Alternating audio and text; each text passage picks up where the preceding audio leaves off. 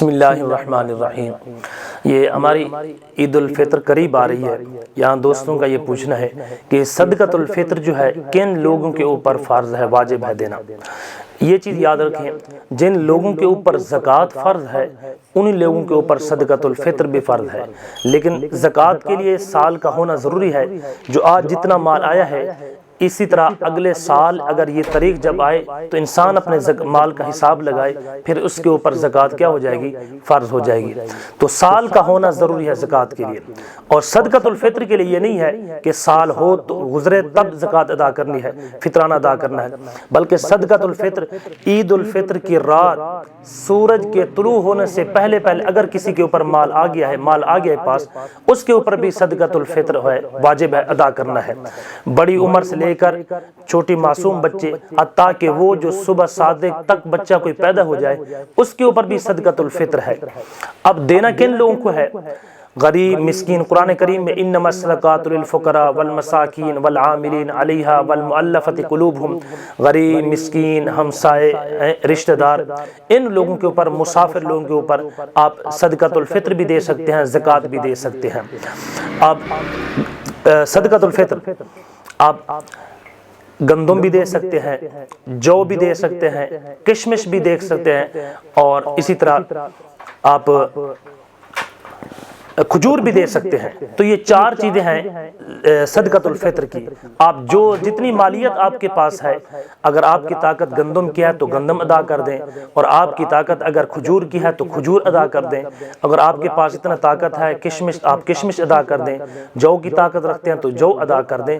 جتنا آپ کے پاس زیادہ مالیت ہے آپ اتنا ہی زیادہ ادا کریں۔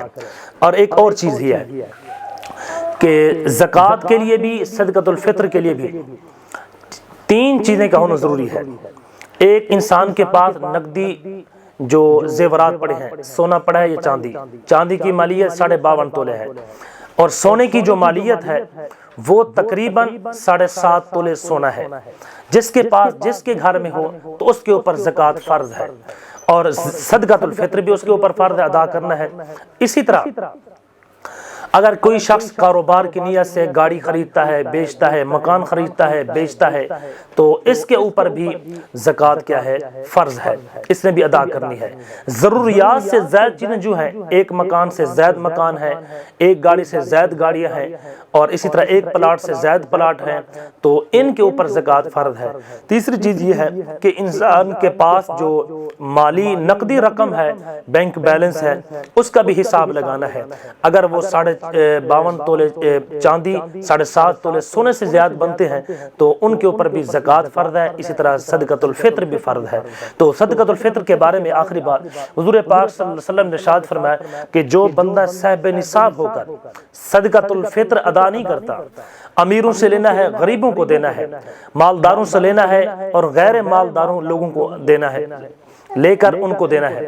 اور حضور نے فرمایا کہ جو بندہ صدقۃ الفطر ادا نہیں کرتا، اس کو چاہیے کہ میری عید گاہ کے قریب نہ آئے، یعنی صبح عید پڑھنی ہے، اب صبح تک نماز عید تک اس نے صدقۃ الفطر ادا نہیں کیا، صاحب نصاب ہے، مالدار ہے، اللہ نے فراوانی دی ہے، سب کچھ ہے، لیکن صدقۃ الفطر ادا نہیں کیا، تو حضور نے علیہ السلام نے ایک تنقید بیان فرمائی، حکم دیا کہ اگر تم صدقۃ الفطر ادا نہیں کیا تو تمہیں چاہیے کہ میری عید گاہ کے قریب نہ ہو۔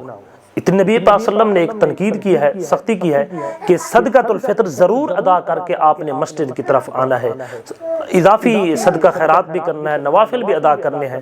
جس طرح ہم فرائض کو ادا کرتے ہیں، فرائض کے ساتھ ساتھ وہ فرائض جو اللہ کی طرف سے حکم ہے، اور سنت نوافل ادا کرتے ہیں جو نبی پاک صلی اللہ علیہ وسلم نے حکم دیا ہے، وہ ہم اپنے اجر و ثواب کو، فرائض کو بڑھانے کے لیے یہ سنت نوافل ادا کرتے ہیں۔ اسی طرح زکوٰۃ فرض ہے، زکوٰۃ کے علاوہ نفلی صدقات ہیں، صدقہ خیرات ادا کرنا، صدقۃ الفطر ادا کرنا، یہ ساری نفلی صدقات ہیں، ان کو بھی ادا کرنا ہے۔ اللہ تبارک و تعالیٰ ان کی وجہ سے بھی انسان کے مال کے اندر بھی اضافہ کر دیتے ہیں اور انسان کو اجر و ثواب بھی ملتا ہے۔ تو ہر شخص یہ کوشش کرے جتنا صاحب نصاب ہے، جتنا اس کے پاس مالیت ہے، اس کا حساب لگانے کے بعد، دکاندار ہے دکان کا حساب لگائے، جس انسان فیلڈ میں کام کرتا ہے اس کا حساب لگا کر انسان زکوٰۃ ادا کرے، فطرانہ ادا کرے، تاکہ غریب لوگ جو ہیں ان تک ان کا مال پہنچے وہ بھی روزے رکھیں، روزہ افطار کریں، سحری کھائیں، تاکہ اللہ تبارک و تعالی آپ کے رزق کے اندر برکت نصیب فرمائے۔